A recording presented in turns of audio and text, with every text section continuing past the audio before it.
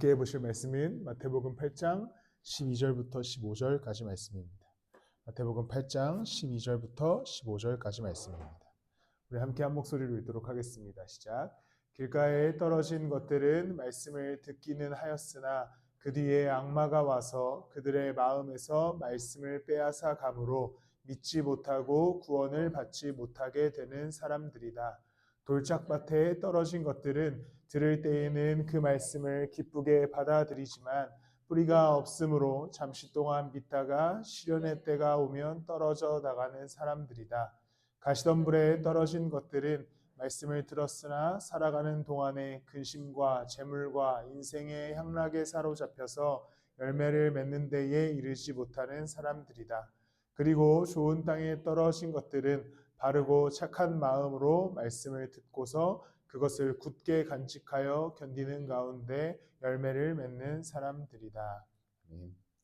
오늘 함께 나누고 싶은 말씀은 우리가 잘 알고 있는 씨 뿌리는 자의 비유입니다.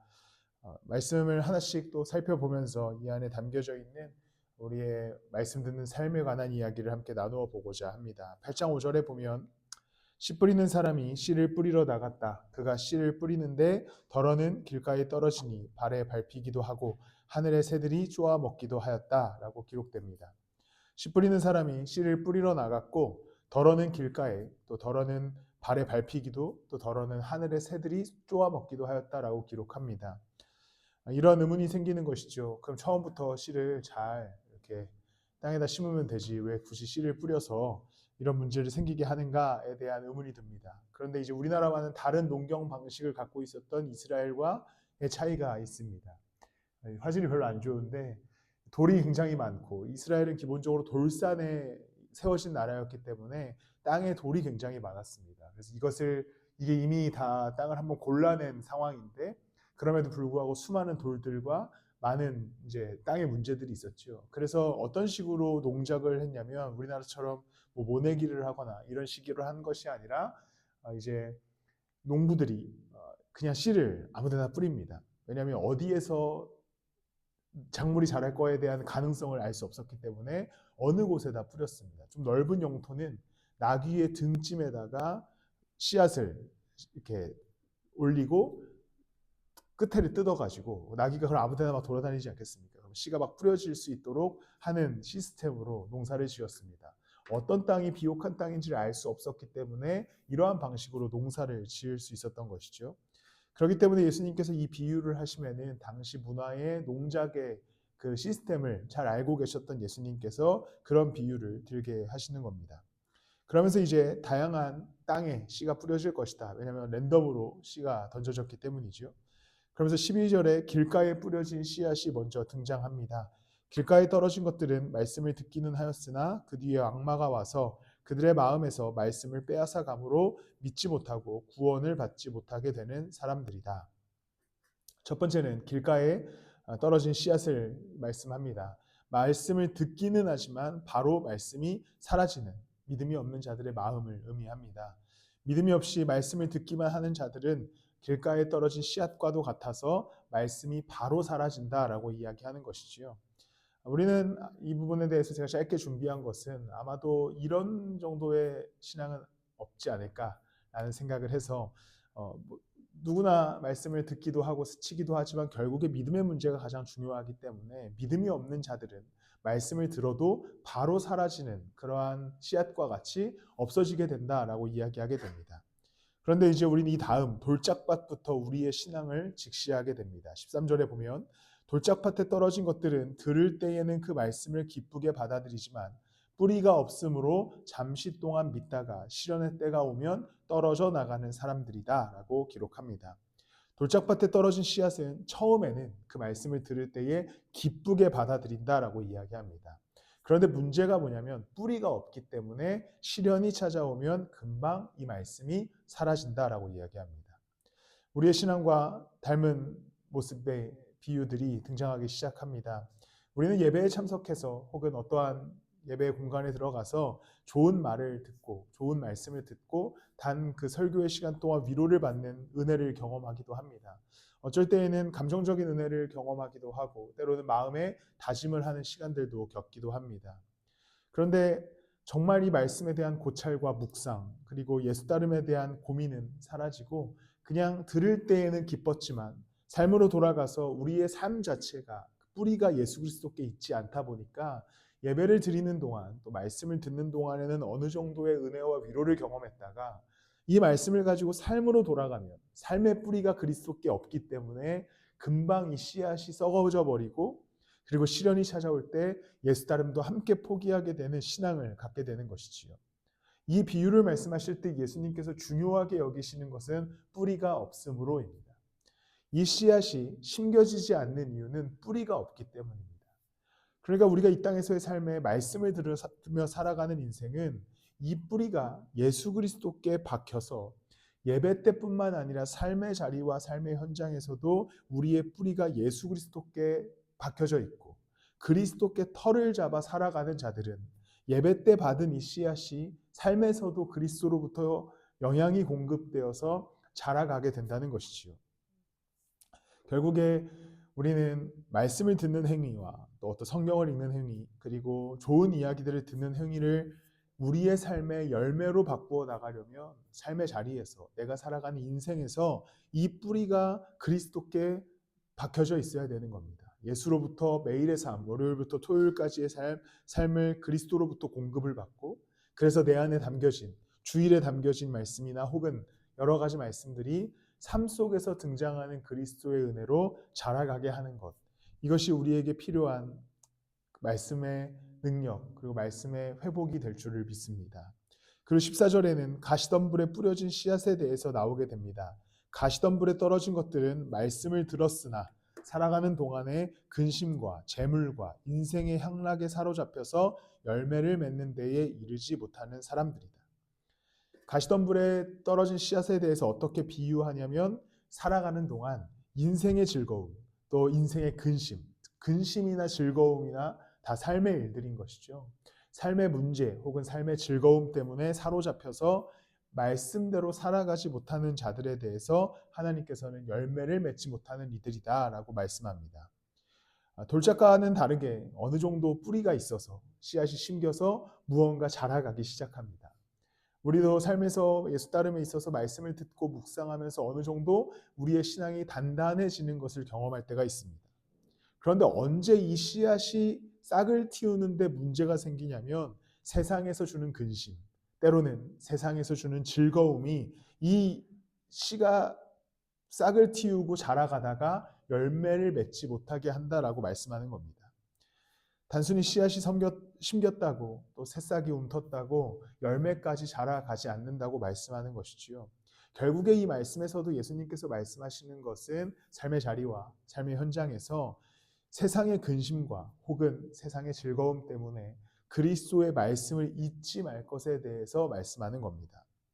우리가 말씀을 듣고 묵상하고 진리를 배웠다면 이제 내가 살아가는 동안에 내가 근심할지라도 내 안에 심겨진 예수 그리스도를 신뢰하고 반대로 내 안에 기쁨이 넘칠 때라도 이 기쁨의 근원 되신 그리스도를 잊지 않는 것. 인생이 괴로울 때나 즐거울 때나 내 안에 담긴 그 그리스도의 말씀과 그분의 은혜를 잊지 않고 따라가는 것이 우리의 삶에 필요한 예수 따름과 말씀 읽기의 인생인 것입니다. 열매를 우리는 맺기 위해서 애써야 합니다. 우리 안에 심겨진 하나님의 말씀이 내 인생 가운데 열매로 드러나기 위해서 애써야 하는 것이지요. 그런데 그것은 내가 무언가를 행동하고 드러냄을 통해서 열매를 맺는 것을 이야기하는 것이 아니라 내가 말씀을 듣고 그 말씀대로 살기로 결정했다면 세상의 문제 때문에 예수 따름을 포기하지 않는 것, 또 세상의 즐거움 때문에 예수 따름을 잊지 않는 것, 그래서 오늘 하루 그리스도와 함께 말씀을 따라 걸어가기 시작할 때에 그 안에서 아주 자연스럽게 열매가 맺어질 줄을 믿습니다. 나무가 열매를 맺는다고 생각했을 때 나무가 어떠한 열매를 맺어야지라고 생각해서 막 의지를 갖고 노력하지 않습니다. 자연스러운 과정 속에서 사계절의 변화 속에서 나무가 열매를 맺어 나가는 것이지요. 우리가 예수 그리스도의 말씀을 듣고 내 안에 이 씨앗을 심었다면 자연스럽게 내가 그리스도께 뿌리를 박아 하루하루의 삶을 살아가기 시작할 때 결과적으로 나의 삶에 주님께서 주시는 아름다운 열매가 맺어지게 될 줄을 믿습니다. 근심하는 일이 있으실지라도 예수 그리스도의 말씀을 잊지 마셨으면 좋겠습니다. 또 세상에 즐거운 일이 많으실 때라도 그리스도께서 우리에게 주신 말씀을 잃어버리지 않으셨으면 좋겠습니다.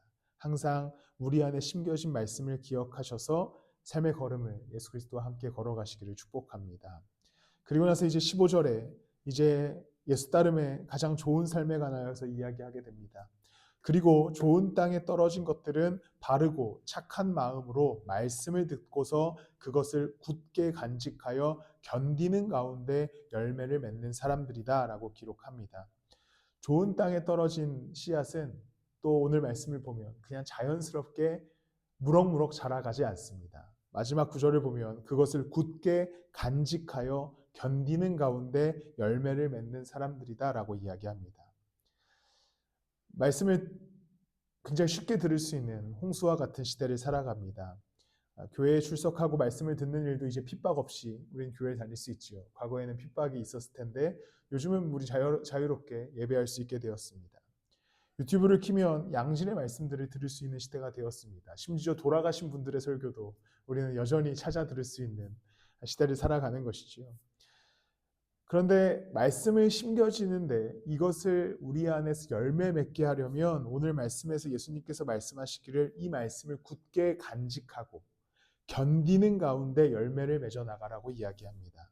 결국에 씨앗이 포대자루에서 막 땅에 떨어지듯이 우리의 마음밭에 계속해서 떨어지고 있을 겁니다.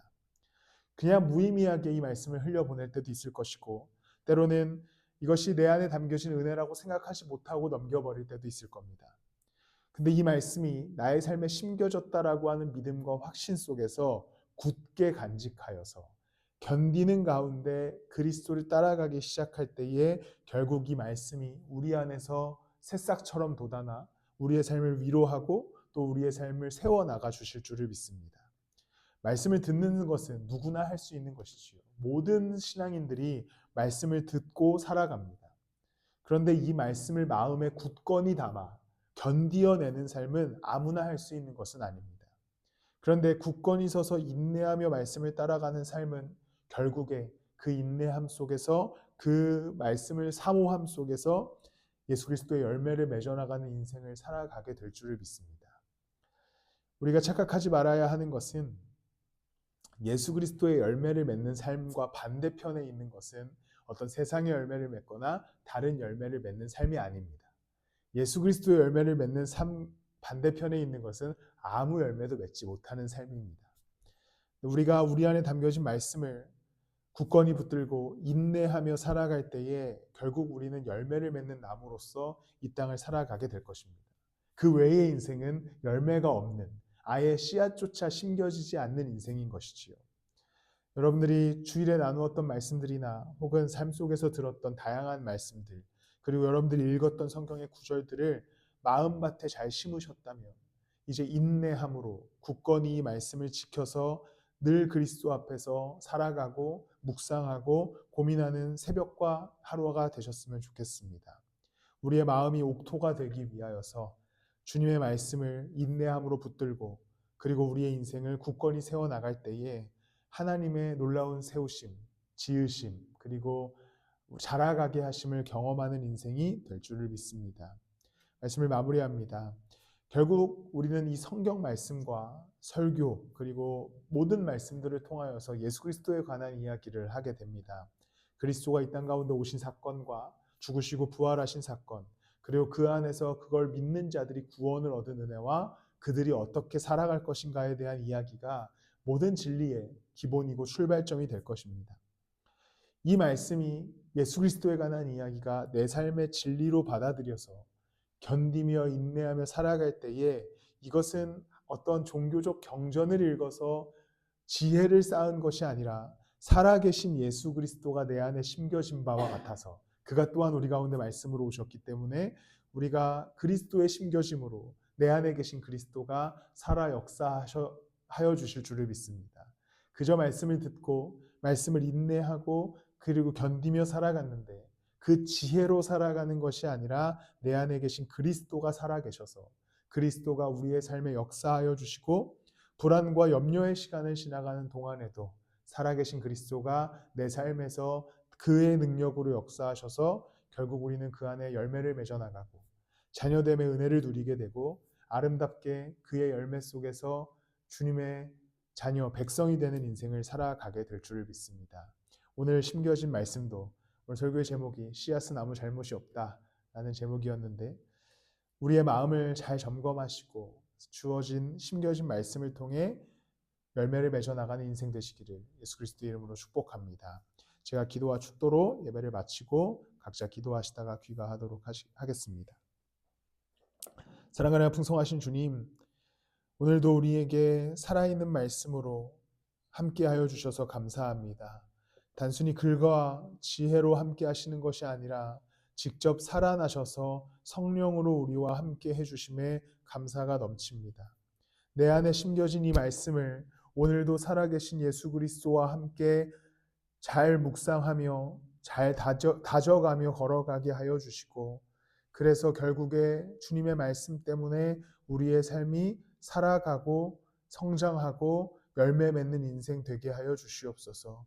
때로 우리의 삶에 근심이 찾아올 때에도 혹은 인생의 즐거움이 찾아올 때에도 내 안에 심겨진 예수 그리스도를 잊지 않게 하셔서 결국 예수님 때문에 근심을 이겨내게 하시고 즐거움을 예수님께 영광 돌리게 하셔서 이 안에 심겨진 그리스도의 말씀과 은혜가 나의 인생에 귀한 열매들을 맺어나가는 그 역사를 경험하게 하여 주시옵소서.